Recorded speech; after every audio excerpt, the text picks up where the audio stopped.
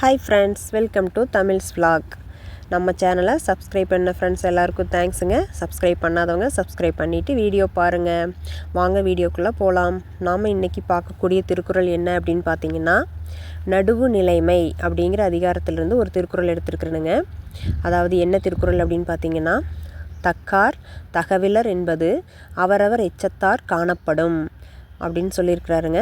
அதாவது ஒருவர் ஒரு செயலுக்கு தகுதி உள்ளவரா தகுதி இல்லாதவரா அப்படிங்கிறது அவர் இந்த பூமியிலிருந்து வாழ்ந்து ஒவ்வொரு செயல்களையும் செய்யும் போதும் அதை நீதியோடு செய்கிறாங்களா நீதியற்ற முறையில் செய்கிறாங்களா அப்படிங்கிறது அவங்க இந்த பூமியில் இருந்துட்டு பின்னாடி அவங்களுக்கு பின்னாடி அவங்க விட்டு செல்லக்கூடிய அவர்களுடைய பெயர், புகழ், செல்வம், ஒழுக்கம், அவர்களுடைய பிள்ளைகளின் ஒழுக்கம் இதெல்லாம் தான் அவர் ஒரு விஷயத்துக்கு தகுதி உடையவரா தகுதி இல்லாதவரா அப்படிங்கிறத நிர்ணயிக்குது அப்படின்னு சொல்லிட்டு திருவள்ளுவர் சொல்கிறாருங்க.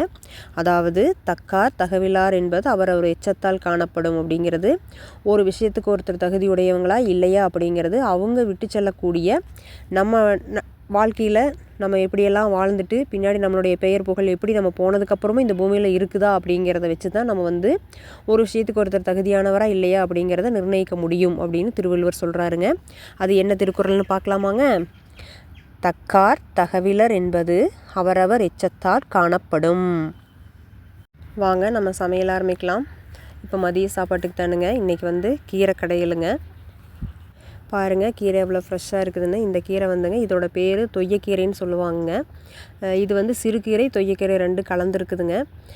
இதை வச்சு நம்ம இப்போ தண்ணியில் இந்த கீரையெல்லாம் நல்லா அலசிட்டு எடுத்து வச்சுருக்கேன். ஏன்னா அதில் லைட்டாக மண்ணெல்லாம் இருக்கும் இல்லைங்களா, அதனால் அது நல்லா தண்ணியில் 2 தடவை அலசிட்டுங்க எடுத்து வச்சுருக்கேன். நம்ம எப்பவும் போல் குழம்பு செய்கிற பாத்திரத்தை அடுப்பில் வச்சுட்டுங்க. அதுக்கு கீரை இப்போ என்னோடய கையில் 3 கைப்பிடி அளவு கீரை நான் எடுத்து வச்சுருந்தேனுங்க. அதனால் அதுக்கு ஒரு 1.5 டம்ளர் தண்ணி ஊற்றினா போதுங்க. ஃபஸ்ட்டு பாத்திரத்தில் தண்ணி 1.5 டம்ளர் ஊற்றி வச்சுங்க. நல்லா தண்ணியை கொதிக்க விட்டு நம்ம இந்த கீரையை அலசி வச்சுருக்க கீரையை எடுத்து உள்ளே போட்டிருக்கிறேனுங்க. நான் இப்போது அதை நான் எடுக்காமல் விட்டுட்டுனுங்க. பாருங்கள் இதே மாதிரி தான் வெந்துட்டுருக்குது கீரை. அந்த 1.5 டம்ளர் தண்ணியே போதுமானதுங்க அந்த கீரைக்கு. நம்ம எவ்வளோ கீரை எடுக்கிறோமோ அதுக்கு தகுந்த மாதிரி தண்ணியை கூட்டி ஊற்றிக்கலாம் அல்லது குறைச்சி ஊற்றிக்கலாமுங்க. பாருங்கள் கீரை வெந்துருச்சு பாருங்கள். சும்மா ஒரு 10 நிமிஷமுங்க, 10 நிமிஷத்தில் பூ மாதிரி எப்படியே வெந்துருச்சுங்க. நம்ம இந்த கீரை நல்லா வெந்துருச்சா அப்படின்னு பார்க்குறக்கு, ஏன்னா கீரையும் கொஞ்சம் நல்லா வெந்துடணும், அப்போ தான் நல்லா கடையிறதுக்கு ஈஸியாக இருக்குமுங்க. பாருங்கள் இந்த கீரையினுடைய தண்டுகள் இருக்கும் இல்லைங்களா, சின்ன சின்ன தண்டு இருக்கும் இல்லைங்க, அந்த தண்டு எடுத்து நம்ம இப்படி விரலில் வச்சு ப்ரெஸ் பண்ணி பார்த்தோம் அப்படின்னாவே அது நல்லா மையாட்ட போகுது பாருங்கள். சூப்பராக வெந்துருச்சுங்க கீரை. இந்த கீரைக்கு அடுத்து என்னென்ன தேவை அப்படின்னா, சின்ன வெங்காயம், பச்சை மிளகா, வரமிளகா, கருவேப்பிலை ஒரு இனுக்குங்க. அடுத்து மல்லி, சீரகம் இது இருந்தால் போதுங்க. அடுத்து தேங்காய் எண்ணெய்ங்க. எப்போவுமே நம்ம கீரை கடையில் செய்கிறதுக்கு தேங்காய் எண்ணெய் ஊற்றினோம் அப்படின்னா தான் நல்லா டேஸ்ட்டாகவும் வாசமாகவும் இருக்குமுங்க. பாருங்கள் தேங்காய் எண்ணெய் தான் உள்ளே நான் பாத்திரத்தில் விட்டுட்டுருக்குறேன். கொஞ்சம் தேங்காய் எண்ணெய் விட்டுட்டுங்க. இதுக்கு கடுகு யூஸ் பண்ணுறது இல்லைங்க, நான் யூஸ் பண்ணுறது இல்லைங்க. பாருங்கள் இதெல்லாம் எடுத்து வச்சுருந்த சின்ன வெங்காயம், கருவேப்பிலை, 2 பச்சை மிளகா எல்லாம் உள்ளே போட்டுனுங்க. இது நல்லா வதக்கி விட்டுட்டுங்க. கொஞ்சம் வதங்கட்டுங்க. அப்போவும் ரொம்ப சின்ன வெங்காயம் ரொம்ப வதங்கணும்னு இல்லைங்க, கொஞ்சம் பச்சையாக இருக்கும்போதே இருந்தால் தான் அந்த டேஸ்ட் நல்லா இருக்குங்க இந்த கீரை கடையில் பொறுத்த வரைக்கும். பாருங்கள் நம்ம வெந்த கீரையை ஒரு பாத்திரத்தில் எடுத்து வச்சுருந்தேன். அதுக்கு உப்பு போடாமல் வேக வைக்கணுங்க. இப்போ நான் உப்பு போட்டிருக்கேன் பாருங்கள். அந்த கீரைக்கான அளவுக்கு நம்ம உப்பு போட்டுக்கணுங்க. அடுத்து நம்ம எடுத்து வச்சுருந்த மல்லி, சீரகம், வரமிளகாயும் போட்டுக்கலாங்க. பாருங்கள் ஏன்னா எனக்கு வரமிளகாயே போதுங்க கீரை கடையிலுக்கு. ஆனால் இந்த வரமிளகாய் காரம் கம்மியாக இருக்கிறனால பச்சை மிளகாய் 2 கூட போட்டிருக்கிறேனுங்க. அடுத்து நம்ம அது லைட்டாக வதங்கினோடனே அப்படியே இந்த கீரை கடையை நம்ம எடுத்து வச்சுருந்தோம் இல்லைங்களா, கீரை உப்பு போட்டு கலந்து வச்சுருந்தோம் இல்லைங்க, அதை எடுத்து உள்ளே ஊற்றிக்கலாம். லைட்டாக சூடாகட்டுங்க, ஒரு 2 நிமிஷம் சூடானால் போதும். பாருங்கள் எப்படி எல்லாம் மிக்ஸ் பண்ணி விட்டாச்சு. எல்லாமே இந்த மாதிரி மிக்ஸ் பண்ணிவிட்டுங்க. ஒரு 2 நிமிஷம் சூடாச்சுன்னா போதுங்க. அடுப்பில் வச்சு 2 நிமிஷம் சூடாச்சுன்னா திரும்ப நம்ம அடுப்பை ஆஃப் பண்ணிக்கலாமுங்க. நல்லா ஆற வச்சிட்டோம்னா சூப்பராக அரைச்சிக்கலாமுங்க. இந்த மாதிரி கீரை கிடைக்கிறது பெரிய கஷ்டங்க இப்போவெல்லாம். நம்ம என்ன தான் விலைக்கு வாங்கினோம் அப்படின்னாலும் இந்த மாதிரி இப்போ நம்ம ஃப்ரெஷ்ஷாக கிடைக்கிறது இல்லைங்க. பாருங்கள் நம்ம இதை அரைச்சிட்டோம். நான் கடையிலைங்க, அது எனக்கு கொஞ்சம் செட் ஆக மாட்டேங்குது. காலில் பாத்திரத்தை பிடிச்சிக்கிட்டு அந்த பருப்பு மத்து வச்சு கடைவாங்க. எனக்கு கொஞ்சம் அது செட் ஆக மாட்டேங்குது. அதனால் நான் மிக்சியில் ஒரு ஓட்டு ஓட்டிட்டேனுங்க. பாருங்கள் சாதத்துக்கு சூப்பரான காம்பினேஷனாக இருக்குது. இன்னும் இதுக்கெல்லாம் களி செஞ்சோம் அப்படின்னா இதை விட சூப்பராக இருக்குமுங்க.